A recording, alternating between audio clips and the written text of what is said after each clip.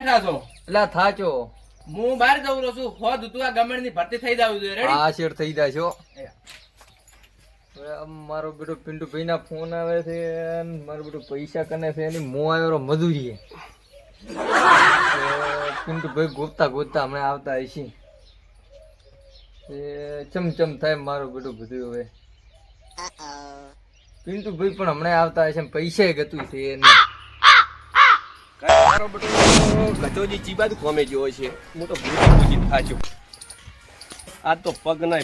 સંપલે તૂટી જાય એટલો હેડ્યો છે ઓહ મારો બેટો પેલો મથેરો કચાજી શું કરો છો બસ કોના પિન્ટુ થી હમણાં પેલું પૈસાની થોડીક તકલીફ હતી તે આ મજૂરી આવ્યો કોણ ગમે ને ભરતી કરું રહ્યો છું પણ ભોડો તમે આવું ચેક કરવાનું હતું તમને પૈસાની તકલીફ હોય તો મારા પાસે લઈ જવા હતા પૈસા એ વાત સાચી પણ એટલે હવે હું જાઉં તું પણ મારું બધું કને કઈ પૈસા છે નહીં શું લઈને જાઉં અહીંયા અલ્યા તો પણ તમે આવી રીતના 3-4 લાખનું ઘરી કઈ જતા રહ્યા આખી હોંદવેણ મારી લોહી પાડ્યું પૂડું એ વાત સાચી હમણાં મારી બેટી પૈસાની થોડીક તકલીફ હોય છે તો એને સારું કરીને તો આ મજૂરી આવ્યો સારું હેડો મારા ઘરી અને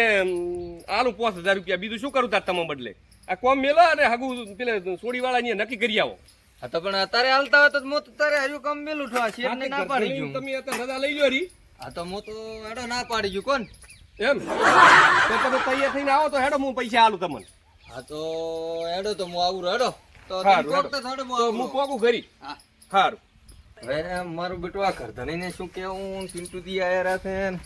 તો જી થાવું ઈ થાય એટલે આ છોકરું આ દોડીને પાવડો પડ્યો હવે મારે એક થોડુંક અર્જન્ટ કામ આવ્યું છે હું જોરો મારે જાઉં હગું કરાવવા એટલે આ હેડો